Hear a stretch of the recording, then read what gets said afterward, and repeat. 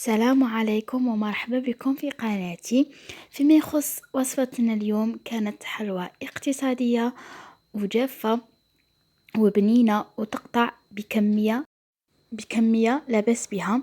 تقدروا تشربوا بها القهوة، ديري بها، تديها مش عارفه انايا، تروحي ضيفه ولا تديها معك في يدك تحمر لك الوجه، وتجي تتفتت في اليد وتذوب في الفم وبنينه.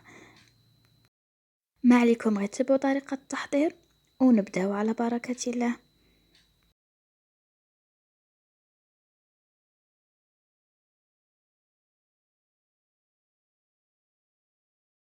المقادير عاد نقول لكم تاع 125 غرام من الزبدة. شحال تخرج لكم؟ باسكو انا راني مضاعفه المكونات، يعني في 125 غرام زبدة نحتاج نصف كأس سكر ناعم، بيضة كاملة،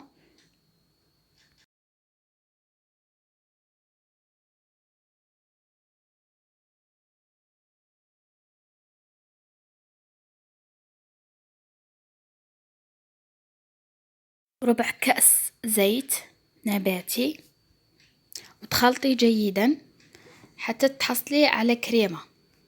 لا ننسى ملعقة صغيرة فانيليا.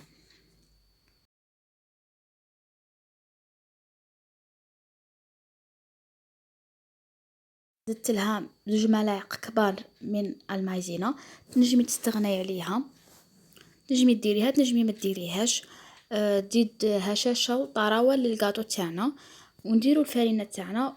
وفي في 125 غرام تاع الزبده ديري نصف علبه تاع خميره الحلويات، وخلطي جيدا وضيفي الفرينه حتى تحصلي على عجينه تكون متماسكه وطريه، تكون متماسكه وطريه، وتخلطي غير باصابع اليد تاعك فقط.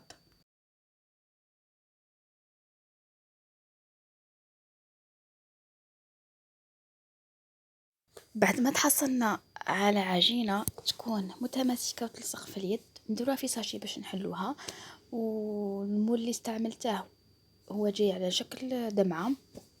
حاولي انك كي تبغي تطبعي ديري ساشيه فوقها فتخرج لك حبة بومبية، زعما بومبي، شكل تاعها بومبي.